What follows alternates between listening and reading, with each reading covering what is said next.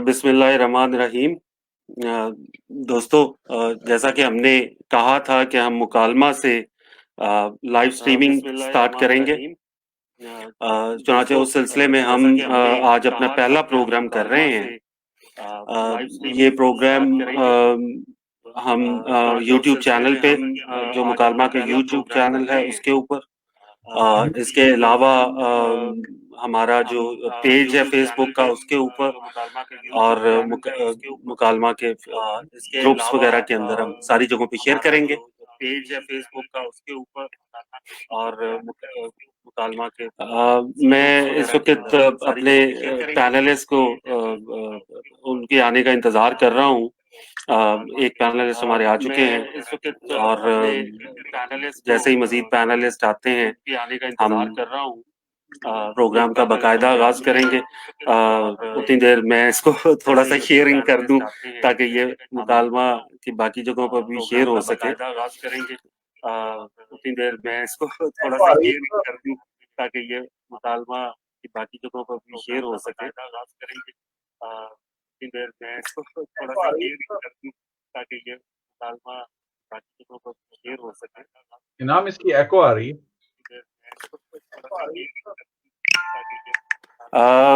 یہ ہمارا پہلا پروگرام ہے، اس لیے ہو سکتا ہے کچھ ٹیکنیکل پرابلمز سامنے آئے، جس کو ساتھ ساتھ ہم جو ہے وہ کوشش کریں گے کہ ختم کرتے جائیں. ٹیکنیکل پرابلمز سامنے آئے جس کو ساتھ ساتھ ہم جو ہے وہ کوشش کریں گے کہ ختم کرتے جائیں. ٹیکنیکل پرابلمز جس کو ساتھ ساتھ ہم جو ہے وہ کوشش کریں گے کہ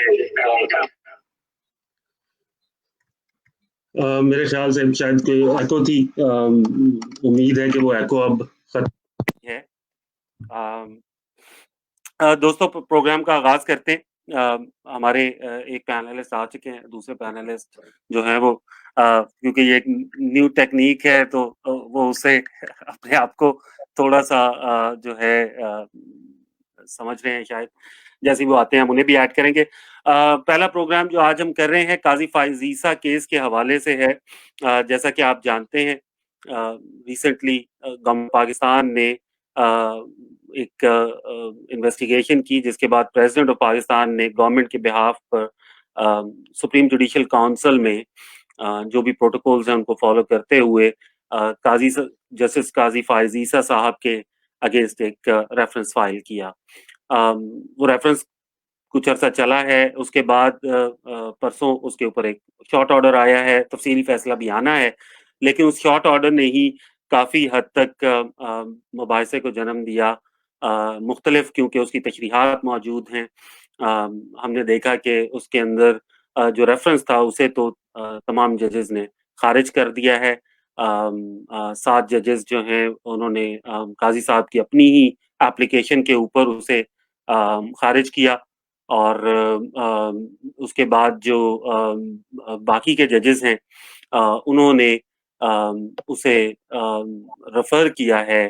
ہم دیکھ رہے ہیں کہ 7 ججز جو ہیں انہوں نے ریفر کیا ہے اس کو ایف بی آر کی جانب، جس کے اندر ایف بی آر کو ٹائم باؤنڈ بھی کیا گیا ہے، جس کے مطابق کہ ہم قاضی صاحب کی تمام تر جتنی بھی وہ انویسٹیگیشن ہوگی ان کی بیگم کے اثاثوں کے حوالے سے ڈیسیژن کی مختلف تشریحات ہیں. ہم دیکھ رہے ہیں کہ پاکستان بار کونسل جو ہے وہ آلریڈی پاکستان بار کونسل نے فیصلے کو نامنظور کیا. بابا ستار صاحب جو کہ جسٹس فائز عیسیٰ صاحب قاضی صاحب کے وکلاء کے پینل میں شامل تھے، انہوں نے بھی اس فیصلے کو نامنظور کیا ہے، اس کے اوپر تحفظات کا اظہار کیا ہے. اس تاریخ کے اوپر گفتگو کرنے کے لیے ہم نے دعوت دی ہے. ہمارے ساتھ طاہر واسطی صاحب موجود ہیں. طاہر واسطی صاحب طاہر واسطی صاحب سپریم کورٹ آف پاکستان کے سینئر ایڈوکیٹ ہیں، وکیل ہیں. اب لنڈن میں پریکٹس کرتے ہیں، اپنی لا فرم چلاتے ہیں یہاں پر بھی، اور ابھی بھی پاکستان کے سپریم کورٹ کے سرٹن میٹرز میں وہ وکالت کے لیے اپنی سروسز دیتے ہیں پاکستان میں بھی. ہمارے دوسرے پینلسٹ جو ہیں وہ محترم جی خان طارق صاحب ہیں. جے خان طارق صاحب پریزیڈنٹ ہیں لاہور بار ایسوسی ایشن کے، بہت سیزنڈ وکیل ہیں. اس کے ساتھ ساتھ کیونکہ پولیٹیکلی بہت ایکٹیو ہیں سو ہم ان سے جاننا چاہیں گے کہ اس فیصلے کے بعد بار پالیٹکس جو ہے وہ کس طرف جاتی نظر آتی ہے، اس فیصلے کو وہ کس طرح لے رہی ہے، اسپیشلی جب آج کل کرونا جو ہے اس نے بارز کو کافی حد تک مصروف رکھا ہوا ہے۔ میں اپنے پینلسٹ کو باری باری جو ہوں وہ لیتا جاؤں گا۔ سب سے پہلے واسی صاحب، میں آپ سے شروع کرتا ہوں۔ سب سے پہلا کوسچن میرا دونوں پینلسٹ سے اور واسی صاحب سے ریکویسٹ ہے کہ وہ پہلے اس کا جواب دیں کہ آپ کے خیال میں ان اٹ سیلف جو یہ ریفرنس فائل کیا گیا کیا ایتھیکلی اینڈ لیگلی جسٹیفائڈ تھا، یا جو ایک رد عمل میں کہا گیا کہ یہ ایک وکٹمائزیشن ہے؟ آپ کا اس کے بارے میں کیا کہنا ہے؟ شکریہ انعام، شروع پروردگار کے نام سے جو نہایت رحم کرنے والا اور رحیم ہے۔ میرا خیال ہے کہ ریفرنس بالکل ٹھیک فائل ہوا ہے اور جسٹس فائز عیسیٰ کو سخت سے سخت سزا ملنی چاہیے۔ ہمارے ملک میں بھائی، جس طرح سے دین میں ہمارے ملک میں کچھ گناہ کبیرہ ہیں اور کچھ گناہ صغیرہ ہیں، اور پاکستان کے حوالے سے اگر ہم بات کریں تو پاکستان میں اگر آپ نے کرپشن کی بات کرنی ہے تو آپ بھائی کسی پولیٹیشینز کی کرپشن کی بات کریں، اور پھر وہ پولیٹیشین جو ہے بیچارہ ہو سکتا ہے کہ اپنے کسی آدمی سے کہہ کہ آ کے آپ کو تھپڑ مکہ مروا دے، تھوڑی سی آپ کو تڑی وڑی لگا دے اور بات ختم ہو جائے۔ پھر آپ نے بہت زیادہ جمپ لگانا ہے، آپ کسی بیوروکریٹ کی کرپشن کی بات کر لیں اور اس بیوروکریٹ کے بارے میں بات کر کے ہے کہ پھر آپ کے جب دفتر میں جائیں تو آپ کو آدھا گھنٹہ زیادہ انتظار میں بٹھائے اور پھر آپ کو اندر نہ بلائے، بات ختم ہو جائے۔ لیکن گناہ کبیرہ یہ ہے کہ آپ مقتدر حلقے کو چیلنج کریں۔ جسٹس صاحب نے مقتدر حلقے کو بھائی چیلنج کر دیا، انہوں نے 3 گناہ کبیرہ پاکستان میں سر انجام دیا۔ پہلا گناہ کبیرہ انہوں نے 2016 میں جب وہ کوئٹہ کمیشن رپورٹ انہوں نے لکھی جس کے وہ چیئرمین تھے، انہوں نے کہا جناب جو اس وقت فساد کوئٹہ میں ہو رہا ہے، بلوچستان میں ہو رہا ہے، اس میں ٹیررسٹ ایجنسیز ہماری سیکیورٹی ایجنسیز کے ساتھ مل کے کام کر رہی ہیں۔ اب سر یہ تو پھر گناہ کریے، آپ نہیں کہہ سکتے بات، دیکھیں اتنی بڑی بات کہہ کے آپ چپکے سے نکل جائیں پتلی گلی سے، ہم ایسا نہیں ہونے دیتے۔ پھر آپ نے دوسرا جرم یہ کیا کہ آپ نے فیض آباد جلسے کا نوٹس لے لیا، اور نہ صرف نوٹس لیا، آپ کو یہ پتہ ہی نہیں لگا کہ کون آدمی اس میں پیسے دے رہا ہے، آپ نے وہ باتیں شروع کر دی، انویسٹیگیشن شروع کر دی۔ تو یہ پھر آپ نے ایک اور گناہ کبیرہ کر دیا پاکستان میں۔ پھر تیسرا گناہ آپ نے یہ کیا کہ لاہور میں جو ہمارے بٹ صاحب میرے خیال اس میں گئے ہوں گے، سول لبرٹی کا جو جلسہ ہوا، اس میں انہوں نے جناب جب ڈیموکریسی کی بات کی، انہوں نے بتایا کہ پاکستان کی کانسٹیٹیوشن کس نے حملے کروائے، کس طرح ہمارے کانسٹیٹیوشن کو مختلف حلقوں نے سبوتاج کیا، اور اس سے ہمارے پر کمیونٹی پر، پاکستان کی سوسائٹی پر کتنا برا افیکٹ پڑا۔ تو اگر آپ پاکستان میں اتنے بڑے بڑے چیلنجز، بڑی بڑی باتیں کریں گے اور آپ سمجھیں کہ آپ کے ساتھ کچھ نہ ہو، تو پھر جزا اور سزا کا تو کام ختم ہو، سزا اور جزا کا قانون تو اپنی جگہ رہے گا۔ یہ جس کی وجہ سے جسٹس فائز عیسیٰ کو یہ سامنا کرنا پڑا۔ اب جب یہ سامنا کرنا پڑا تو انعام ان کے پاس کوئی زیادہ آپشن موجود نہیں تھی۔ بنیادی بات یہی تھی کہ انہوں نے کہا کہ جناب یہ سب میلا فائڈی ہے، بدنیتی پر مبنی ہے، اور بدنیتی پر مبنی ہونے کی وجہ سے انہوں نے اس کیس کو چیلنج کیا۔ اب ہمیشہ مقتدر حلقے سے جو ایک دفعہ غلطی ہوتی ہے، جیسے سجاد علی شاہ صاحب کے معاملے میں ہوئی، یہ جب ہاتھ ڈالتے ہیں تو یہ سوچتے نہیں کہ اس آدمی کا جو پرانا کردار ہے وہ کتنا صاف کردار ہے کہ آپ اس کو اتنی چھوٹی چھوٹی حرکت سے پکڑ نہیں سکتے۔ سجاد علی شاہ صاحب پہ پورا زور لگایا، اسی طرح فائز عیسیٰ صاحب کارپوریٹ کے بہت بڑے لائر تھے، انکم ٹیکس سے ڈیل کرتے رہے تھے، وہ جانتے تھے کہ وہ کیا کام کر رہے ہیں اور کیوں کر رہے ہیں۔ تو بدقسمتی سے ان کے ہاتھ جو بات لگی وہ ان کے بیوی کے معاملات لگے۔ اب مجھے دنیا میں بتائیں قانون، کہ میں بھی یہاں پہ وکالت کرتا ہوں، پڑھاتا بھی ہوں، یہ کون سا قانون ہے کہ مجھے اپنے بیوی کے ایسٹس پتا ہوں؟ ہوں، یہ تو ہو سکتا ہے کہ مشترکہ ایسٹس پتا ہوں، کہ ایک گھر ہے جو میرے اور میری بیوی کے نام، ہوں، اکاؤنٹ ہے جو میرا اور میری بیوی کے نام ہے، وہ ہمیں یہاں پہ بھی ڈکلیئر کرنا پڑتا ہے ٹیسٹ میں. آپ وکالت کرتے ہیں، آپ کو بھی جب امیگریشن میں کہیں آپ کو کرنا پڑتا ہے. لیکن یہ نہیں ہو سکتا کہ آپ یہ کہیں کہ آپ کو بیوی کے ایسٹس پتا ہے. وہ ایک انڈیپینڈنٹ ہیومن بینگ ہے، اس کے اپنے ایسٹس ہیں، وہ ہو سکتا ہے اس نے آپ کو بھی نہ بتائے ہوں، اپنے بچوں کو بھی نہ بتائے ہوں، اور یہ اس کا تو جو الزام لگا وہ بنیادی طور پر بیس لیس ایلیگیشن تھا کہ آپ نے اپنی بیوی کے ایسٹس ڈکلیئر نہیں کیے. ہوں، اب یہ آپ جس سوسائٹی میں رہتے ہیں، یہ ایک مزاح کا خیز بات ہے. بیوی کے ایسٹس میں کیوں ڈکلیئر کروں گا؟ بیوی کے ایسٹس بیوی ڈکلیئر کرے گی. تو یہ بنیادی طور پر انتہائی فریولس جو ہے پٹیشن تھی، لیکن اس کے علاوہ سبق سکھانے کا ہمارے پاس کوئی اور طریقہ نہیں تھا. تو یہ چونکہ میرے خیال سے جب آپ نے گفتگو شروع کی تو ہمارے بہت سے سامعین جو ان سے تھے وہ اس کا اس کا طنزیہ انداز یا سمجھ نہیں پائے. کمنٹس میں فوری طور پہ جو ہے وہ اسے فالو کیا گیا. خان صاحب thank you very much for joining us. مجھے معلوم ہے آج اتوار ہے اور بار پالیٹکس میں انوالو ایک بندے کے لیے اتوار کے دن مسلسل اس طریقے سے کسی پروگرام میں شریک ہونا میں آپ کا بہت ممنون ہوں. سوال آپ سے بھی یہی ہے کہ ان اٹ سیلف جو یہ ریفرنس تھا قاضی فائز عیسیٰ صاحب کے خلاف، کیا ہم کہہ سکتے ہیں کہ جسٹیفائڈ اور ایتھیکل تھا، لیگلی ویلڈ تھا؟ کیونکہ نو ڈاؤٹ کسی بھی جج کے خلاف ہم ججز کی اکاؤنٹیبلٹی سے تو انکار نہیں کر سکتے ہیں، لیکن جو الزامات اس ریفرنس میں استعمال کیے گئے ایتھیکلی انہیں دیکھا جائے اور لیگل پوائنٹ آف ویو سے دیکھا جائے تو آپ کے خیال میں کیا ہم جسٹیفائی کر سکتے ہیں کہ یہ ویلڈ ریفرنس تھا؟ دیکھیے انعام، بسم اللہ الرحمن الرحیم. سب سے پہلے آپ مجھے واضح سن سکتے ہیں؟ جی بالکل بالکل بالکل. ایک گزارش تو میں یہ کر دوں کہ اب یہ گفتگو ختم ہو چکی ہے کہ کیا یہ ریزن اس کی بنتی تھی یا نہیں بنتی تھی اور اس کی مینٹینیبلٹی کا کوئی کوشچن باقی رہ گیا یا نہیں رہ گیا. سپریم کورٹ کے لارجر بینچ نے اس کے اوپر باضابطہ ہیئرنگ کر لی ہے اور مینٹینیبلٹی کے ایشوز کے بعد ایون تمام پروسیس کو فالو کرنے کے بعد ایک واضح ورڈکٹ بھی دے دیا ہے. لہذا اب گفتگو جو ہوگی وہ یہ ہوگی کہ کیا نام ہے اس وقت جسٹس فائز عیسیٰ کے خلاف جو ریفرنس کا فیصلہ آیا ہے وہ فیصلہ کتنا بمطابق قانون ہے اور کیا کتنے اس فیصلے کے اندر کہاں مصلحت کو سامنے رکھا گیا ہے. بدقسمتی سے جب سے پاکستان بنا ہے ہمارے فیصلوں سے ایک بو آتی ہے، وہ بو ہوتی ہے ڈاکٹرین آف نیسیسٹی کی. اس کو ایک آپ اس فیصلے کے ساتھ میں نے یہاں پر ایک اس ججمنٹ کا ایک کنکلوژن یہ دیا ہے کہ اب ایک نیا ڈاکٹرین بھی ایجاد ہوا ہے اور وہ ڈاکٹرین ہے doctrine of everybody happy.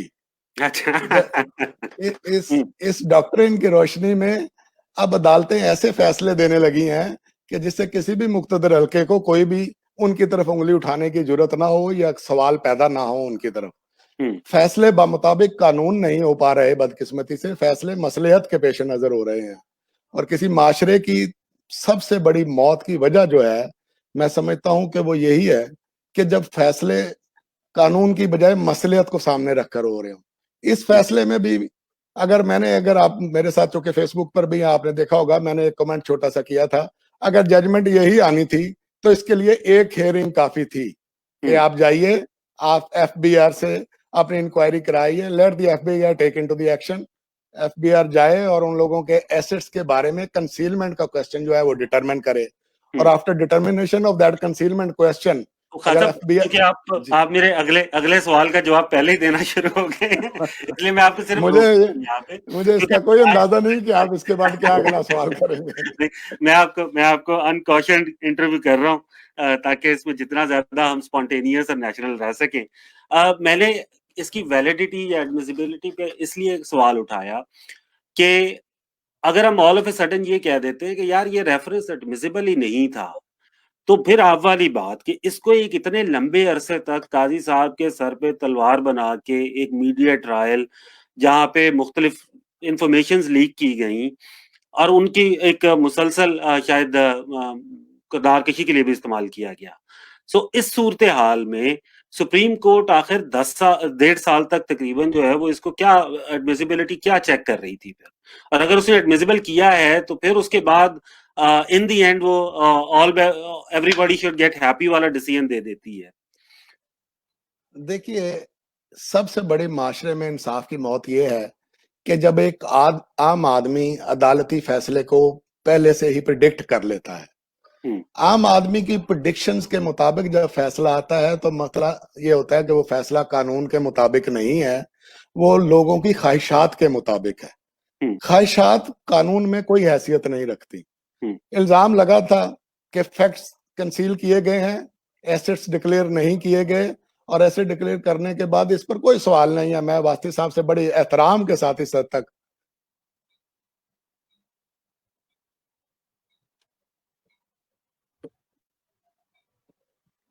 I think Khan साहब के साथ हमारा लिंक जो है वो ब्रेक हुआ है शायद।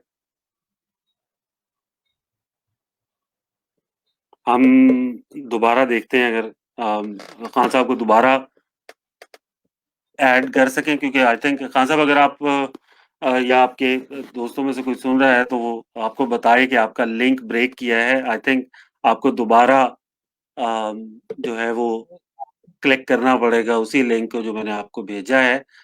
भाई साहब मैं आपको दोबारा क्योंकि खान साहब अगले सवाल की तरफ चले गए थे, सो शायद हम उसी सवाल की तरफ चले जाते हैं कि डिसीजन एक आता है जिसके ऊपर तहफ़्फ़ुज़ात का इज़हार किया गया, जैसे खान साहब कह रहे थे कि एवरीबॉडी शुड गेट हैप्पी वाला एक डिसीजन आ गया। एक ऐसा डिसीजन कि ठीक है, काज़ी साहब का रेफरेंस तो खारिज कर दिया गया, लेकिन मामले को एफबीआर की तरफ भेज दिया गया, जबकि रेफरेंस काज़ी साहब के खिलाफ था, उनकी बेगम के खिलाफ नहीं था। सो हमें समझ नहीं आती कि इस सूरत-ए-हाल के अंदर आखिर इस रेफरेंस को दोबारा जो है वो एफबीआर की जानिब सुप्रीम कोर्ट के भेजने का क्या मकसद है? देखिए ना, अब आप अगर मेरी पुरानी बात से लिंक करें, तो बात ये है कि एसेट्स तो हैं बेगम के।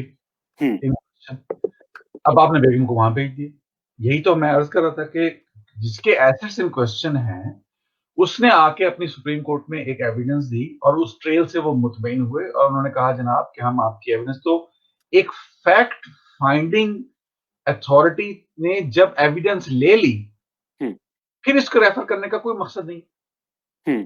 या तो आप फैक्ट फाइंडिंग ना करते, आप कहते कि हम फैक्ट फाइंडिंग नहीं कर रहे, एविडेंस आप दें जैसे उन्होंने कहा, लेकिन आपने जस्टिस फायजी सर की ये दरखास्त सुन ली कि नहीं जनाब आप मेरा वहां ना केस भेजें, आप खुद, मैं बीवी आप बयान देती है, डॉक्यूमेंट देती है, आप खुद एक फैसला करें। इस पे एग्री कर गए, और जब एग्री करके ये चीजें सामने आ गई and there was no way out, फिर बात वहीं ले गए कि हम एफबीआर को वापस दे रहे हैं। अच्छा, एफबीआर को जिसको आप वापस दे रहे हैं, उसकी इस वक्त अपनी लीगल सिचुएशन क्या सूरत हाल है? बशर जहरी साहब ने इस्तीफा दे दिया वहां से। एक खातून को आपने अपॉइंट किया हुआ है जिनको कोई नहीं जानता था उससे पहले कि वो कौन है, उसका चेयरमैन, और उसके जो बाकी ठेकेदार हैं वो है मौजूद आईटी के, वो एनएलसी के पास।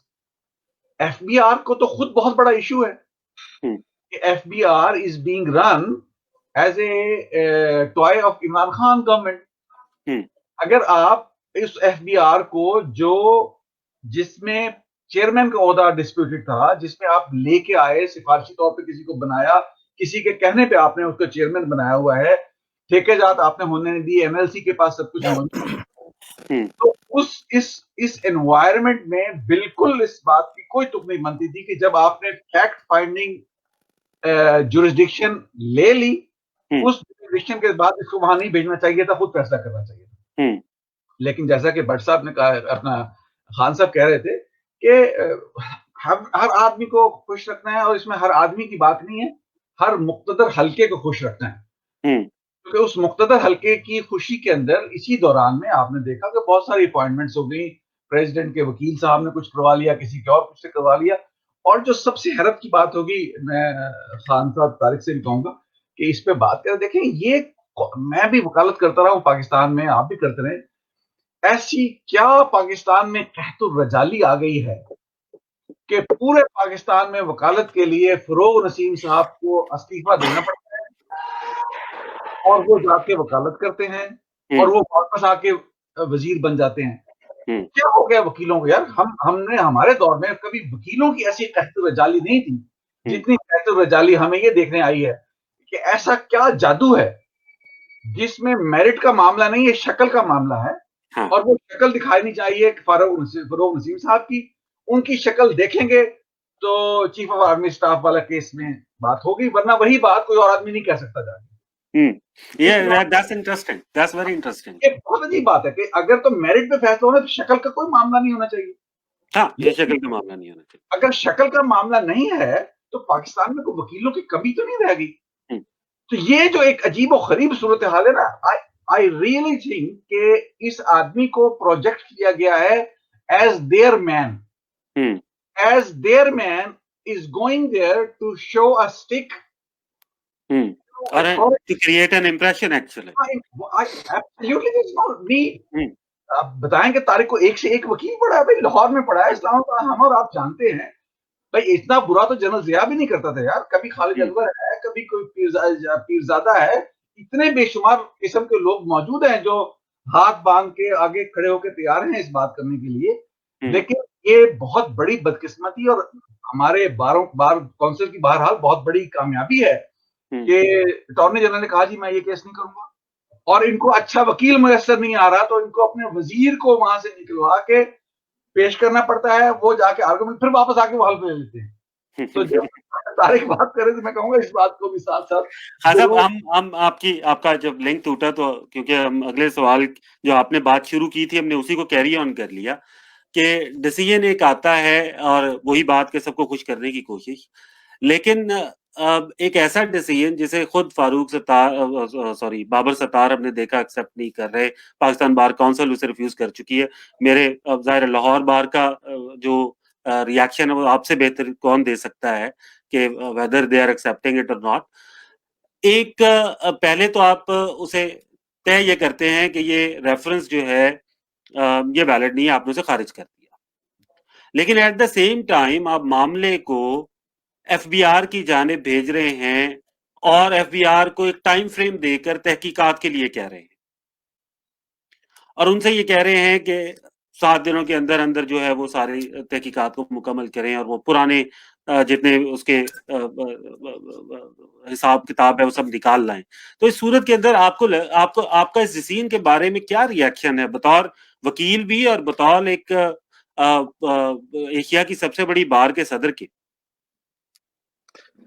دیکھیں نام، میں ایک بات سمجھتا ہوں کہ عدالتی فیصلہ آ جانے کے بعد پاکستان میں رہتے ہوئے جو گفتگو ہو سکتی ہے کہ اس میں کون سے قانونی پہلو تھے جن کو نظر انداز کر دیا گیا، کون سا آرگومنٹ تھا جو ججمنٹ میں ویلڈلی کنسیڈر نہیں ہوا، اور وہ کون سے محرکات تھے جن کی بنیاد پر کوئی ایسا فیصلہ دیا جاتا ہے جو امنگوں کے مطابق تو ہوتا ہے، قانون کے مطابق نہیں ہوتا. بدقسمتی سے 72 سال سے ہم یہاں اب تک مقتدر حلقوں میں ایک جنگ جاری ہے کہ کون زیادہ بااثر ہے، کون زیادہ قوت رکھتا ہے اور پریکٹیکلی ڈومینیٹ کون کرے گا سوسائٹی کو. اس جنگ کے پیش نظر یہاں پر ہمیشہ عاصمہ جیلانی ججمنٹ سے لے کر افتخار چودھری کی ججمنٹ ہو یا یہ فائز عیسیٰ والا ریفرنس ہو، یہ سارے کیسز جو ہیں یہ معاشرے میں مقتدر قوتوں کی جنگ کے کیسز ہیں.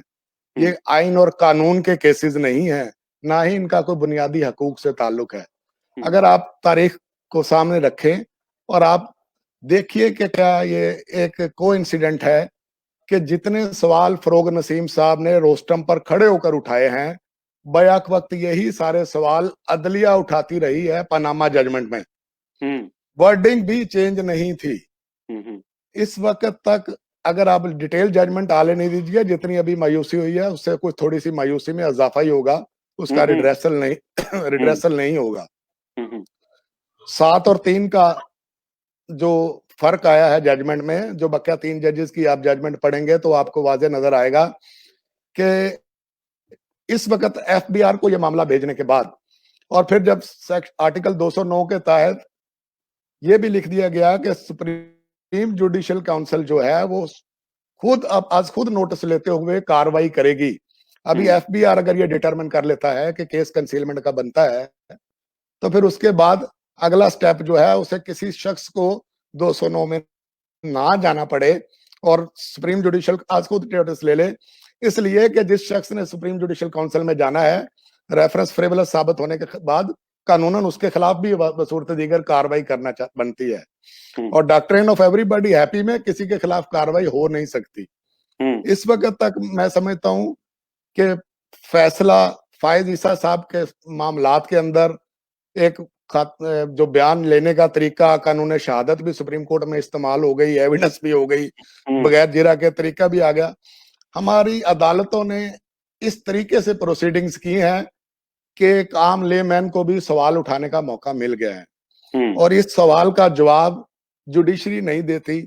यहाँ पर इंसाफ जो है वो सामने पड़ी हुई फाइल के मुताबिक नहीं होता। हमारे जजेस की साइकी को रेगुलेट कर रहे हैं टीवी के टिकर। हर शख्स ये चाहता है कि ठीक उसका शाम को तकरीबन 6 से 7 टिकर चलें कि फलां जज साहब ने आज ये सवाल उठाया, फलां जज साहब ने आज ये क्वेरी पुट की।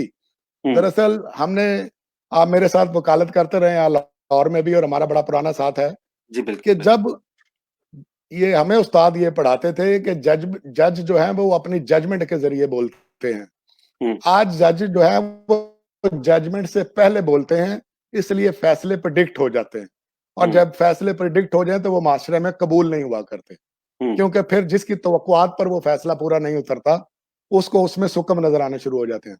काजी फायज ईसा साहब का रेफरेंस दायर होना ना होना, इसके ऊपर अगर रेफरेंस गलत दायर हुआ था तो फिर उसके बाद दायर करने वाले जिम्मेदारान से लायबिलिटी अवॉइड करने के लिए ये second phase of the judgement, जो जब जजमेंट के आप आखिरी पेजेस पर आएंगे तो वो लायबिलिटी से अवॉइड करने का एक तरीका है कि अगर जजमेंट ये है, आप जानते हैं फौजदारी कानून में जब कोई किसी के खिलाफ मुकदमा दर्ज कराता है और मुकदमा झूठा साबित हो जाए तो 182 सीआरपीसी के तहत उसके खिलाफ कार्रवाई होती है कंप्लेनेंट के खिलाफ।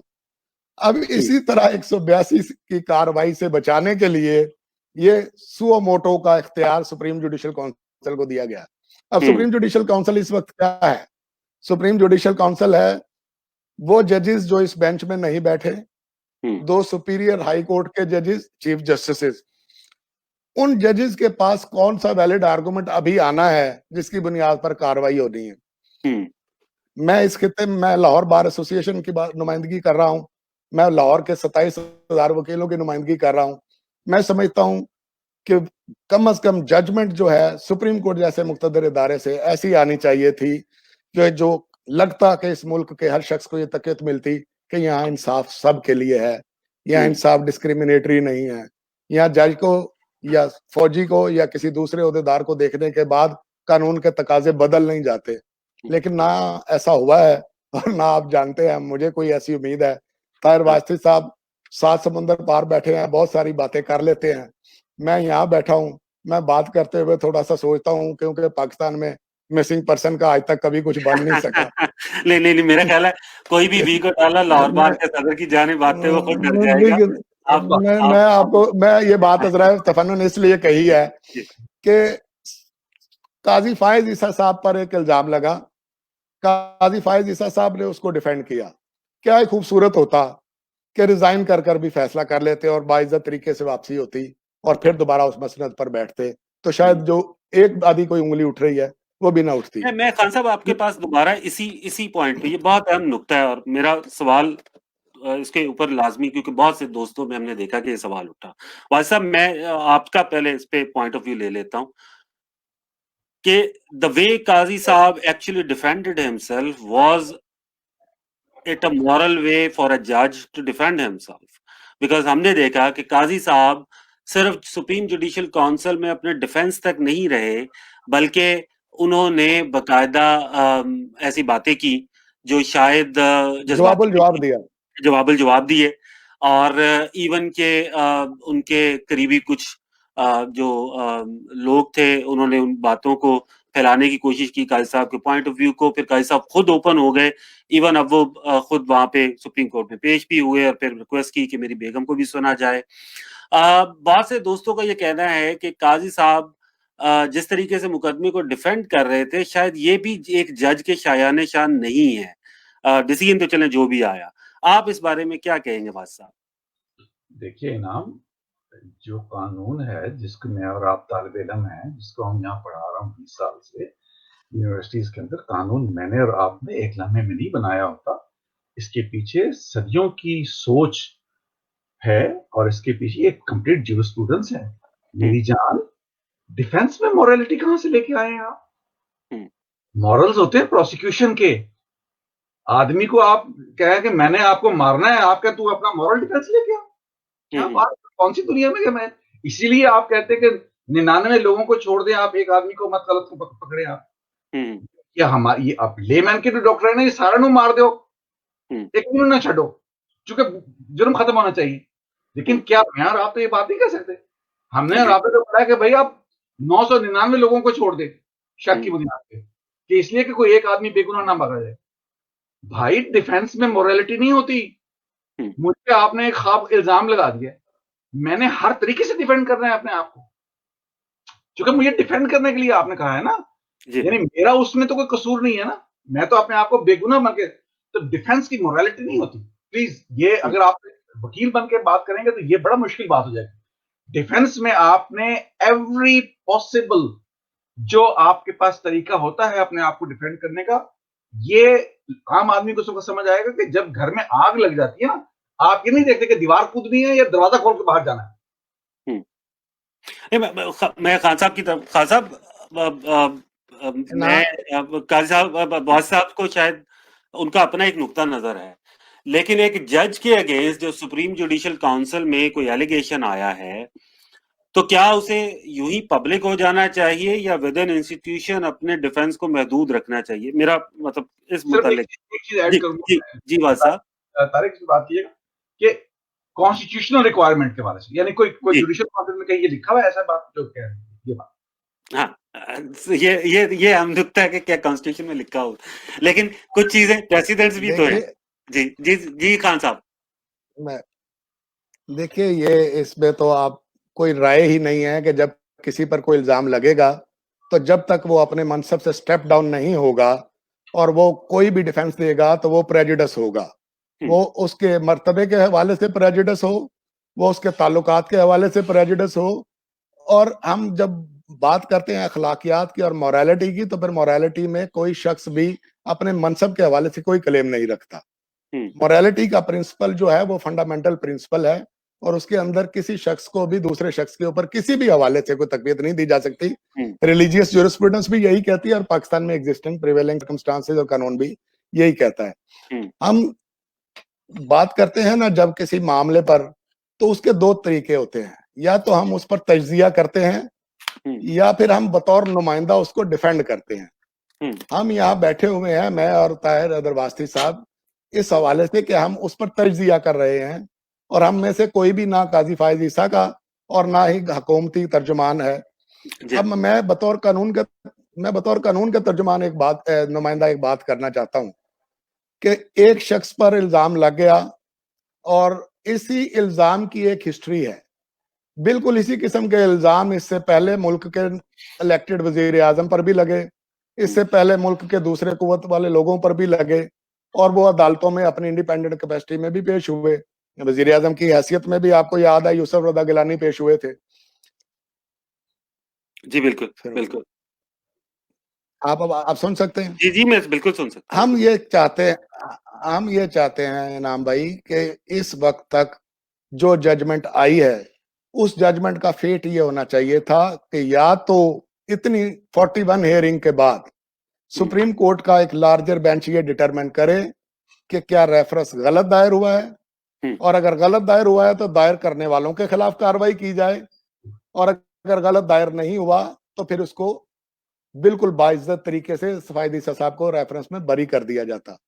अब जब आप एफबीआर की एक्टिविटी कर रहे हैं, इस एफबीआर की एक्टिविटी को ये तो बिल्कुल ऐसे ही है जैसे इससे पहले पनामा जजमेंट में पूरे मुल्क में एक निजाम हशर बर्पा करने के बाद जेआईटी तश्कील दे दी गई और जेआईटी की रिपोर्ट आई तो फिर आपने नैब के जज को कह दिया। बिल्कुल इसी तरह जब एफबीआर की कंसीलमेंट का केस आएगा तो फिर एफबीआर के कमिश्नर के पास आप चले जाएंगे, एफबीआर के अपीलेट अथॉरिटी के पास आप चले जाएंगे تو یہ تو پھر ایف بی آر کی کنسیلمنٹ کا کیس رہ جائے گا. اس میں جج صاحب کی کریڈیبلٹی کو اسی سے متعلقہ ایک عرض کرتا سوال کرتا چلوں بلکہ کہ اگر ایف بی آر کو معاملہ ریفر کیا گیا ہے وہ چاہے قاضی صاحب کی وائف کے حوالے سے ہے تو پھر at the same time Supreme Judicial Council جو ہے وہ سو موٹو بھی لے سکے گی اور اگر کوئی چیز نکلے گی تو آپ واپس آ جائیے.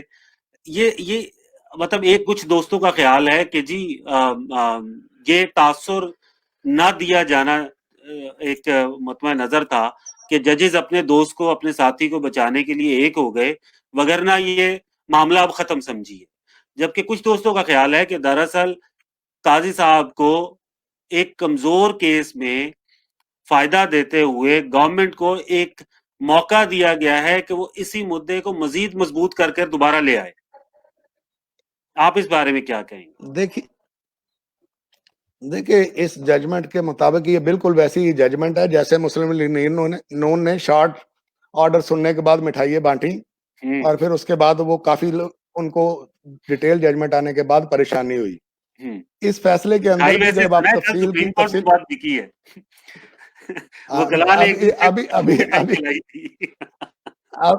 ابھی تو میں تو یہ بات جاننا صرف بیان کرنا چاہتا ہوں انعام بھائی کہ پاکستان کے اندر یہ ایک بہترین موقع تھا اس ججمنٹ کے ذریعے کہ یہ میسج دے دیا جاتا کہ کوئی شخص بھی قانون سے بالا تر نہیں ہے.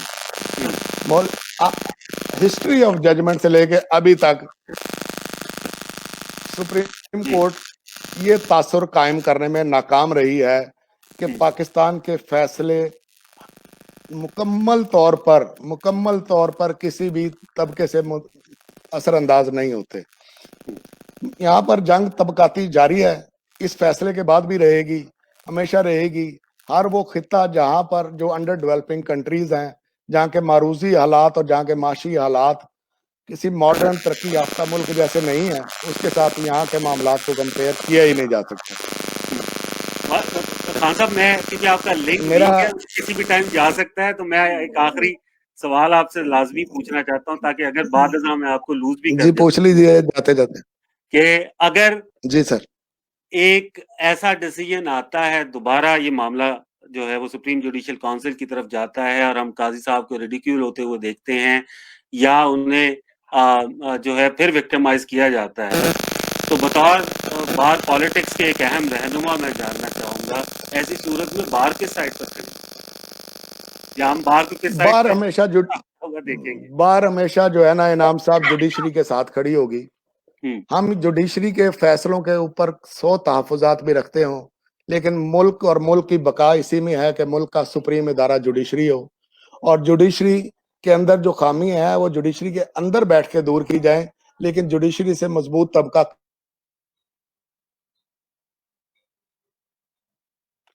میرے خیال سے اور بار جوڈیشری کے اندر جو بھی کمی ہوگی ان جی کین یو ہیئر می نہیں sorry I can hear you yes we lose اور بار میں صرف اب آخری بات یہ کہنا چاہ رہا ہوں انعام بھائی کہ بار اور وکیل کبھی بھی عدلیہ کے خلاف نہیں ہو سکتا. بار ہمیشہ عدلیہ کے ساتھ کھڑی ہوگی. عدلیہ کے فیصلے میں تحفظات کی صورت میں ریویو پٹیشن موجود ہے, قانونی طریقے موجود ہیں, لیکن ججز کے سامنے کھڑے ہونا اور جوڈیشل سسٹم کے سامنے کھڑے ہونا نہ بار کا وتیرہ رہا ہے, نہ کبھی بار ایسا کرے گی انشاءاللہ. بہت شکریہ خان صاحب. مجھے معلوم ہے کہ آپ نے جو ہے وہ کہیں پہ جانا ہے اور آپ نے مجھ سے ریکویسٹ کی تھی کہ آپ کو 15 منٹ کے اندر نپٹایا جائے. آپ کی مہربانی, آپ نے آدھے گھنٹے سے زیادہ ہمارا ساتھ دیا. میں سر انعام صاحب بہت شکریہ آپ کا, تھینک یو ویری مچ. آپ کو دوبارہ بھی پاکستان میں نوجوان وکلاء کے حوالے سے گفتگو کے لیے دعوت دیں گے. بھائی صاحب آپ نے خان صاحب کی بھی گفتگو سنی, میں دوبارہ وہی سوال جو ہے وہ آپ کی جانب لے کر آتا ہوں, اور وہ سوال یہی ہے کہ کیا ہم یہ کہہ سکتے ہیں کہ یہ معاملہ ختم ہے, یا ایکچولی یہ معاملہ دوبارہ آئے گا اور ایف بی آر اور یہ سب کچھ کرنے کے بعد دوبارہ سے یہ معاملہ شروع ہو جائے گا, ہم دوبارہ پھر وہی سپریم جوڈیشل کونسل اور قاضی صاحب کی وکٹمائزیشن دیکھیں گے؟ دیکھیے جو قرائن ہیں وہ دونوں جو پوائنٹس ہیں وہ ان کو سپورٹ کرتے ہیں. ایک تو یہ نقطہ ہے کہ ان کے پاس کچھ رہ نہیں گیا. جو جب آپ بورڈ آف ریونیو میں اپنا FBR میں جائیں گے تو ظاہر ہے وکیل آپ کے ساتھ ہوں گے, وہاں پہ وہ دکھایا جائے گا چونکہ ایسٹس ڈکلیئر ہوئے ہیں, تو ان کے پاس بہت کم گنجائش ہے کہ وہ اس کے خلاف کوئی بات کر سکیں گے آن پیپر. یہ ہو سکتا ہے کہ ان دا مین ٹائم کوئی اور چیز نکالیں, کوئی اور چھری تیز کریں, کوئی اور معاملہ تیز کریں. ٹھیک. تو اس معاملے میں میرا خیال ہے کہ جس ایویڈنس کو سپریم کورٹ نے بہرحال دیکھتے ہوئے کیس واپس کیا ہے, بورڈ آف ریونیو کے لیے مشکل ہوگی کہ وہ اسی ایویڈنس کی بنیاد پہ کوئی مختلف فیصلہ کرے وہاں پہ. دوسری بات یہ ہے کہ چونکہ یہ ایک ایگزیکٹو ادارہ ہے, حکومت کا ماتحت ادارہ ہے, صدر اور وزیر اعظم کے ماتحت ہیں, وہ ان سے سوال پوچھ سکتے ہیں, ان کے عہدوں پہ رد و بدل کر سکتے ہیں. تو ہو سکتا ہے وہ کوشش کریں, چونکہ بنیادی بات فائز عیسیٰ صاحب کا جو مسئلہ جو ہڈی بنی ہوئی ہے وہ یہ ہے کہ انہوں نے چیف جسٹس پاکستان بننا ہے. تو جو آدمی چیف جسٹس پاکستان بننے کی اہلیت رکھتا ہو یا اس طرف تیزی سے جا رہا ہو, وہ ایک مقتدر حلقے کے خلاف جو ہے اپنی آئی بروز کو ریز کرتا ہو, تو ہمیں اس کو سبق سکھا کے یا تو بہت ٹیم کرنا پڑے گا اس کو وہاں لے جانے سے پہلے, یا اس کو راستے سے ہٹانے کے لیے جو لیگل ممکنہ طریقہ ہے وہ اپنانا پڑے گا. تو اس لیے ان کے لیے یہ بہت بڑا مسئلہ ہے. اور قانونی طور پر یہ ایک بڑا مسئلہ ہے کہ سپریم کورٹ نے ایک ایویڈنس دیکھتے ہوئے کیس وہاں بھیج دیا ہے, اب وہ کیسے اس پہ کوئی مختلف بات کریں. بھائی صاحب, ایک ٹو راؤنڈ اٹ اپ, ہماری کوشش ہوگی کہ ہم اپنے پروگرام کو چھوٹا رکھیں تاکہ دوست اسے دلچسپی کے ساتھ دیکھ سکیں اور دوبارہ بھی اس ٹاپکس پہ ہم بات کریں. کچھ دوستوں, کیونکہ ظاہر ہے لیمن کوسچنز ہمیشہ موجود ہوتے ہیں, کچھ کوسچنز ایسے ہوتے ہیں جو عام بندے کے ذہن میں آ رہے ہوتے ہیں. جیسے ہمارے دوست ہیں مظہر حیات صاحب, ان کا سوال ہے کہ جج کی بیوی نے اگر اپنی آمدن پر ٹیکس نہیں دیا تو کیا جج صاحب کے ساتھ کارروائی کی جا سکتی ہے؟ بہت سے دوست جو ہیں وہ اس قسم کے کوسچنز کرتے ہیں کہ بھی اگر جج صاحب کی بیوی نے ٹیکس نہیں دیا تو نمبر 1, کیا جج صاحب رسپانسیبل ہیں کسی بھی صورت میں, کیونکہ وہ آفٹر آل ان کی بیوی ہے, اور اگر وہ کسی بھی طریقے سے ثابت نہیں کر پاتی اپنی جائیداد کو اور آمدن کے ذرائع کو, تو جج صاحب بھی کوسچنیبل ہو جاتے ہیں, یا ان کی اپنی انٹیگریٹی اینڈ آنیسٹی بھی کوسچنیبل ہو جاتی ہے. اور پھر اسی سے لوگ بہت سے سوال اٹھاتے ہیں کہ ایک عام آدمی, ایک عام سرکاری افسر اگر آنسریبل اینڈ اکاؤنٹیبل ہے تو پھر ایک سپریم کورٹ کا جج اگر اس سے یہ سوال پوچھ لیا جائے تو اس پہ اتنا زیادہ ہم نے جو ہے وہ ہلا گلا کیوں شروع کر دیا؟ کیونکہ عام آدمی کی بات ہے, اور ہمارا عام آدمی جو ہے مسلمان ہے بڑا پکا, تو ہم شروع کرتے ہیں کہ پھر تو حضرت نوح سے بات شروع کر لیتے ہیں اور کہتے ہیں کہ جناب پہلے تو آپ بتائیں نا بچہ خراب ہوا کیسے, آپ کی بیوی نے کیا ہوا, آپ کی تو پیغمبری کو تو ہم پہلے کوسچن کریں نا, پھر آپ دوسرے انبیاء جن کے ہاں اولاد خراب ہوئی پھر آپ ان کو کوشچن کرنا شروع کر دیں. بھائی دنیا کا قانون ہے, اسلام کا کہاں, ہر آدمی اپنا کا ذمہ دار ہے, کوئی آدمی کسی اور کا ذمہ دار ہے ہی نہیں. آپ کے سامنے میں نے انبیاء کی مثال دی, میں اور بہت سوال مثال, بھائی کوئی آدمی اپنے بچوں کا بیوی کا ذمہ دار ہو ہی نہیں سکتا, اسپیشلی اگر وہ انڈیپینڈنٹ ہے, ورکنگ ہے, بلوغت ہے, شادی کی شرطی بلوغت ہے, بلوغت ہے تو آپ انڈیپینڈنٹلی اپنے عمل کے ذمہ دار ہیں. آپ بیوی نے کچھ کیا پکڑے, آپ اس کے ساتھ جو مرضی سلوک کریں, آپ اس کو قانون کے اندر لے کے جائیں, آپ اس کو, اسی لیے ہم جب عمران خان کی بہن کے خلاف بات ہو رہی تھی ہم یہ نہیں چاہتے تھے کہ عمران کے خلاف بات ہو. بھائی بیوی کا ہے, بیوی کے بہن کا ہے, بہن سے پوچھیں, بہن سے سوال کریں, بہن کون, لیکن اس کا عمران خان کی وزارت پہ کوئی اثر نہیں پڑنا چاہیے. بالکل اسی طرح ہم نہیں کہہ رہے ہیں کہ اس طرح نہیں ہو. آپ کے خیال میں اگر ان کی بیگم نے کوئی ٹیکس میں لیٹس سے ٹیکس ڈکلیریشن نہیں دی ہے یا ایون وہ اپنی اس پراپرٹی کو خریدنے کے ذرائع ثابت نہیں کر پاتی ہیں, تو ایون دین بھی جج صاحب can not be held responsible اور آنسریبل فار دیٹ.